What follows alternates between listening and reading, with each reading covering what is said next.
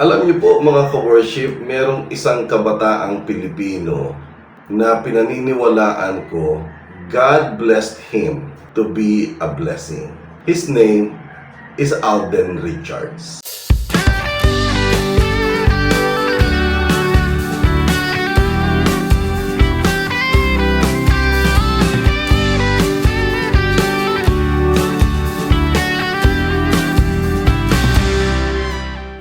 Mapagpalang buhay po sa ating lahat at Happy New Year po mga ka-worship. Kamusta na po kayo? Welcome po sa Usapang Born Again. Ang paksa po na ating pag-uusapan ngayon ay isang kabataang Pilipino.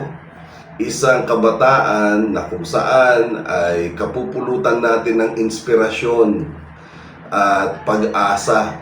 Sapagkat kung matatandaan ninyo, na-picture ko na po si Vico Sotto at saka si Eman Bacosa.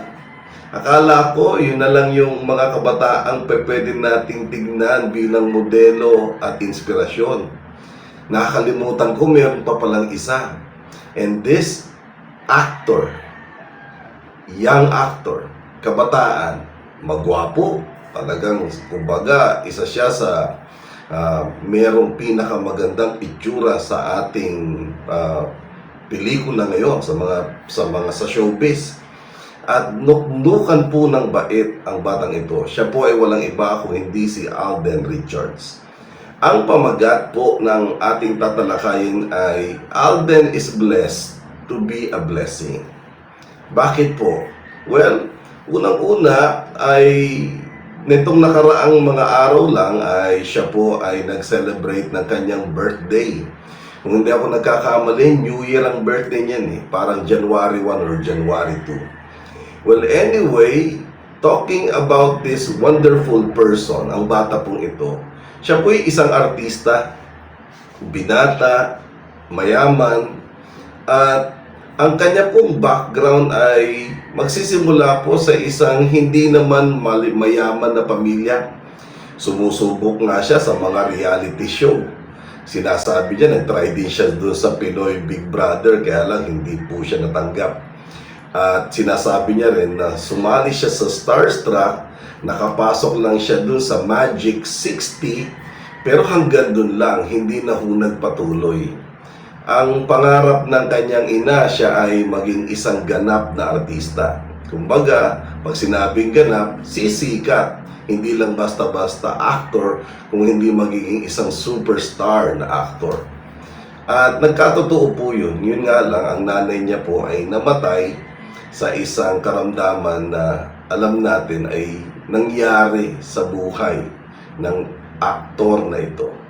Merong taglay na kalungkutan ang kanyang nakaraan, pero ito rin po ang kanyang ginagamit na kapamaraanan para mas lalo magsumikap. Sapagkat every time na meron siyang gagawin na pelikula o teleserye, ito ay palaging inihahandog niya sa kanyang butihing ina. Okay? At kapansin-pansin po na ang tatay niya hindi na nag-asawa eh. Kumbaga, nanatili na lang binata. At yung kuya niya, binata pa rin, na nandoon sa Amerika, at siya ay binata pa rin.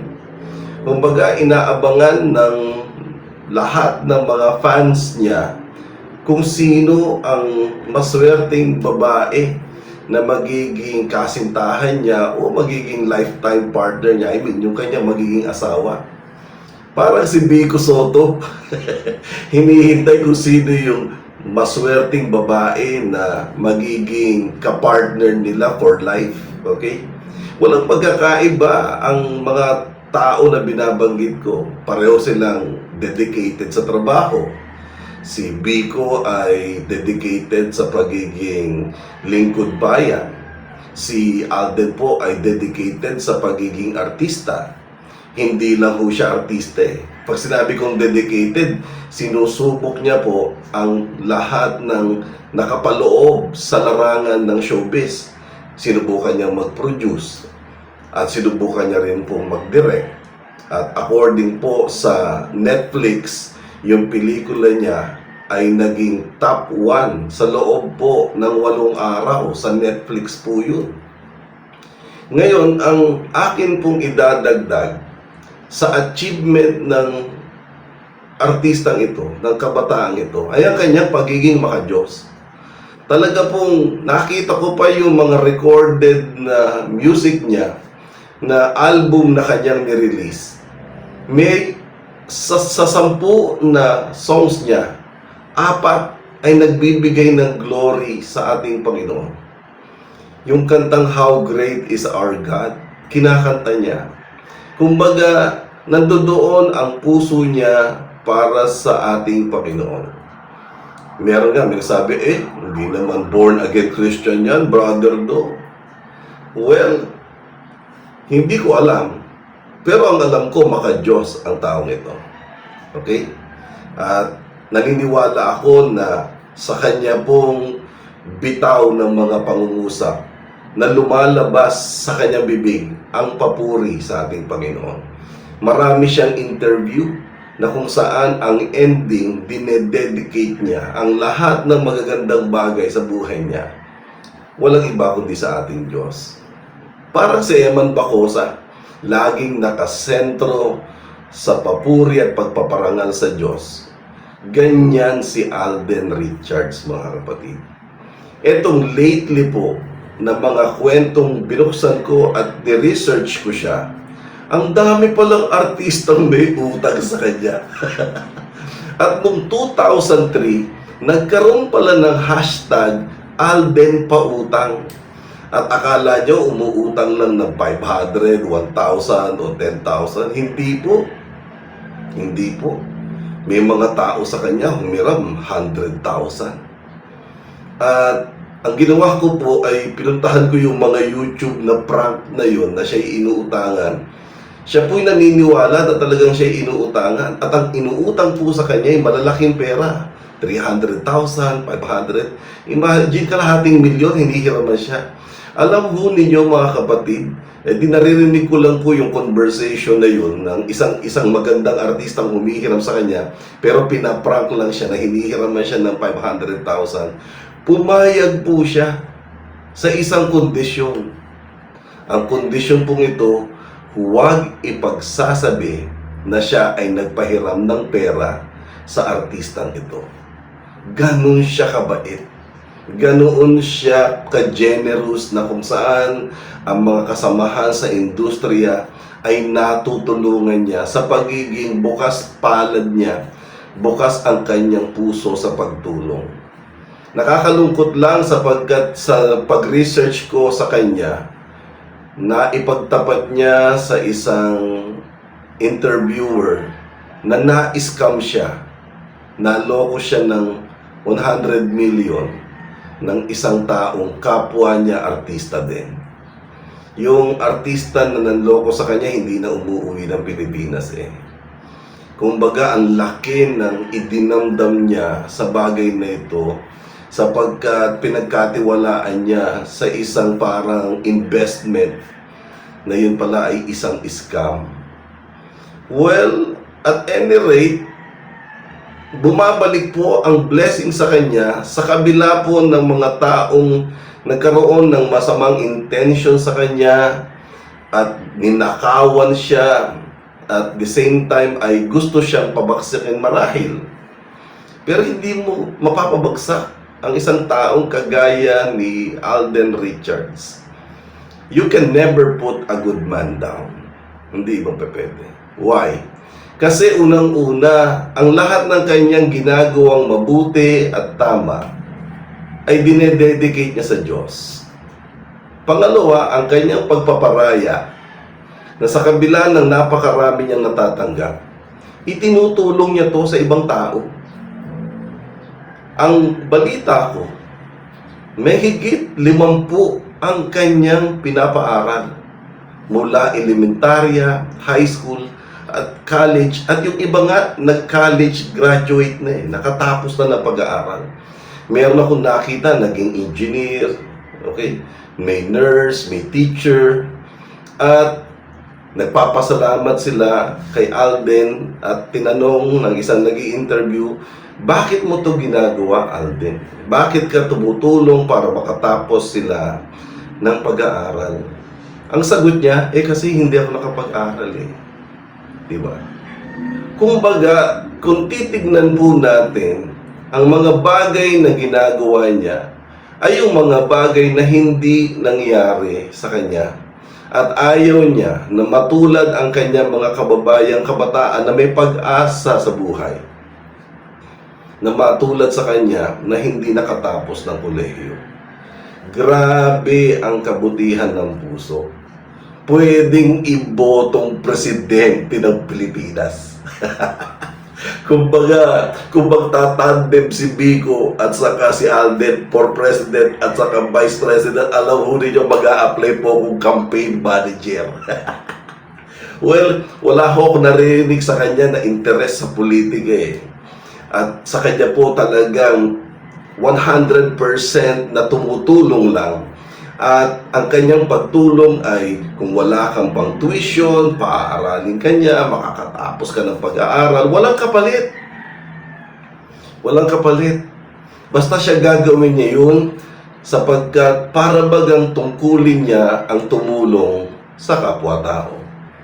Yung lately lang napapanood ko sa GMA Channel 7, yung Christmas na presentation, nagpunta siya sa tahanang walang hagdan.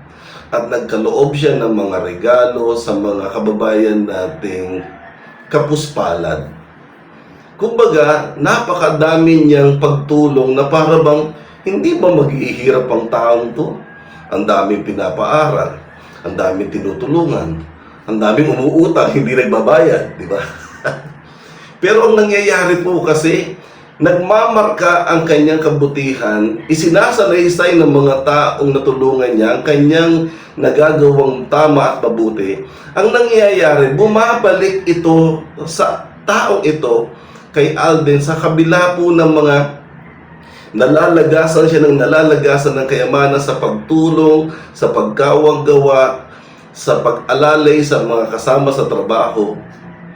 Bumabalik sapagkat napakarami niyang endorsement, mga kapatid. Halos lahat yata ng commercial product meron siya. At bukod dun, napakasipag.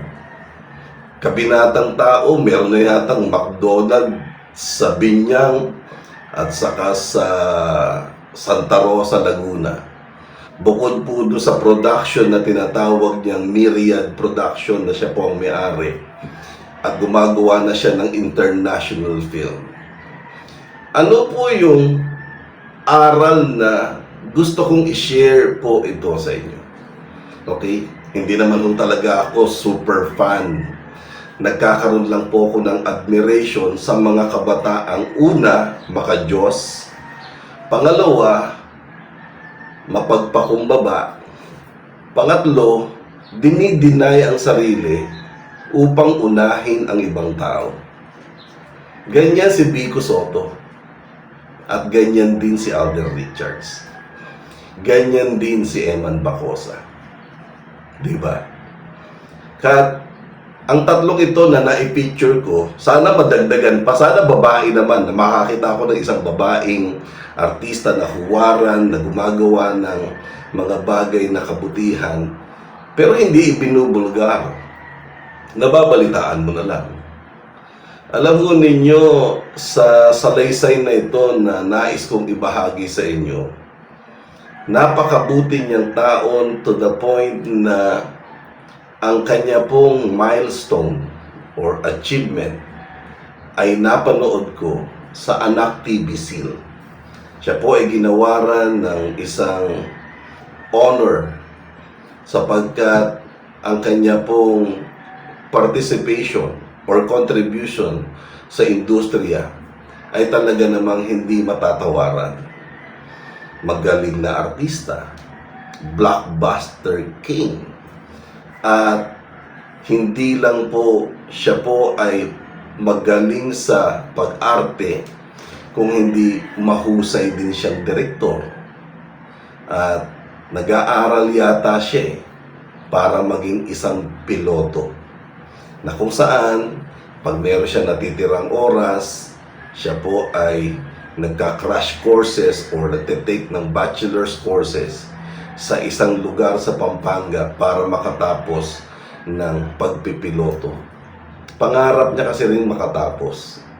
Sapagkat pangarap ng nanay niya na maging artista siya, pero pangarap ng tatay niya na siya naman ay makatapos ng pag-aaral. Okay? Ang kabataang ito, napakagandang modelo. Bilang isang born-again Christian na naniniwala sa Diyos, nagtitiwala sa Diyos, umaasa sa Diyos at sumusunod sa kautusan ng salita ng Diyos, mga ka-worship, gawin ninyong modelo si Alden Richards. Sa kanya, walang masamang tinapay. Hindi siya naghahangad ng pagmamataas, bagkos puro pagpapakumbaba sa kabila ng mga katagumpayan na kanyang natatanggap. Kumbaga, ang isang taong nagtataglay ng Diyos sa kanyang puso, nandoon yung kanyang compassion para sa ibang tao. Mabuti, mapaayos. Sana pumasok siya sa politika. Para sa akin lang. Para maiba yung kultura ng politika na pumapasok hindi para magkamal ng kayamanan, kung hindi pumapasok sa politika para ang bayan ay payamanin sa mga pagsusumikap ng mga huwarang modelo kagaya ni Alden Richards. Amen po. Ang iiwanan kong passage na bumabagay po sa kanya ay manggagaling po sa Luke chapter 6 verse 38. Ang sabi po dyan ay, give and it will be given to you. Good measure, pressed down, shaken together, and running over. Ibig sabihin, give and it will come back to you. Good measure, pressed down, shaken together, running over. Brother Doc, sa Tagalog nun, magbigay ka at ang binigay mo ibabalik sa iyo, hustong takal, siksik, liglig, at umahabaw. Naranasan yan ni Alden Richards. Ewan ko kung alam niya o hindi niya alam na ang sikreto ng salita ng Diyos natatamaan ng kanyang pagiging mabuting tao. Na ang kanyang pagbibigay ay hindi pala nagdudulot ng kalugihan, sapagkat ang kanyang pagbibigay ay bumabalik sa kanya ng hustong takal, siksik, liglig, at umaapaw. So, mga kababayan or mga ka-worship, meron pa rin tayong mga makikitang Pilipino na pwede talagang mag-angat ng ating bayan. Sa totoo lang. Sana ang mga taong ito na kagaya ni Vico Soto na sabi niya pagkatapos niya maging mayor sa Pasig, ayaw niya na eh. Or si Alden Richards na hinahamon tumakbo sa politics, ayaw naman. Bakit kaya yung mga taong mababait ayaw pumasok sa politika, tapos yung taong mga may masamang intensyon ng yun pumapasok, di ba? Well, para sa akin lang, I will pray for this wonderful people, godly people, na sasabihin ko sa Diyos, Lord, impress mo naman sa puso nila ang maging mga lingkod bayan. Sapagkat nakakasigurado po ako na pag sila po ang nakaupo, ang buwis na binabayad ko, hindi nila nanakawin. At naniniwala ako na sa kanilang katapatan, sa kanilang gagawing paglilingkod, mapapabuti ang minamahal kong bayang Pilipinas. Well, pangarap lang yun.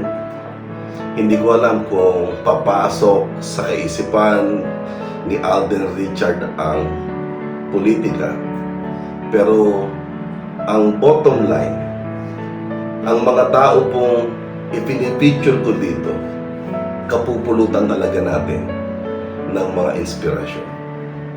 Una, si Eman Bacosa. Pangalawa, si Vico Soto. At pangatlo, si Alden Richards. So yun lamang po mga ka-worship. I hope kayo po ay napagpala ng mensaheng ito na akin pong ibinensahe sa inyo. Simpleng mensahe, pero pag napakinggan nyo po at napanood nyo po ang video na ito, alam ko na isa man kayo siguro sa mga naging fans ng Aldab noon, ang magsasabing totoo nga, ang kabataang Pilipinong ito merong gininto ang puso. Pagpalain siya ng Diyos at dalangin ko ang kanyang kaligayahang personal at dalangin ko rin na mas marami pa siyang matulungan na ating mga kababayan. So yun lamang po. I hope kayo po ay nandiyan pa rin at nanonood ng mga video na pinopost ko. Happy New Year! Atin pong paghandaan ang mga pagpapalang ibibigay sa atin ng Diyos ngayong 2026, di ba? At naniniwala po ako na yan po'y darating sa atin. Tuloy-tuloy lang po ang ating pananalig at pag-akap sa mga pangako ng Diyos na tayo'y sasagana ayon sa kanyang kalooban. Well, ako po muna ay pansamantalang magpapaalam sa pangalan po ng Usapang Born Again at sa pangalan po ng aming church, ang Jesus Heart of Worship Church, dito yan sa Antipolo. Ako po si Brother Dong Gala. Pansamantalang magpapaalam. Hanggang sa susunod na linggo, ang picture po natin ay akin pong ibabahagi sa inyo. God bless po.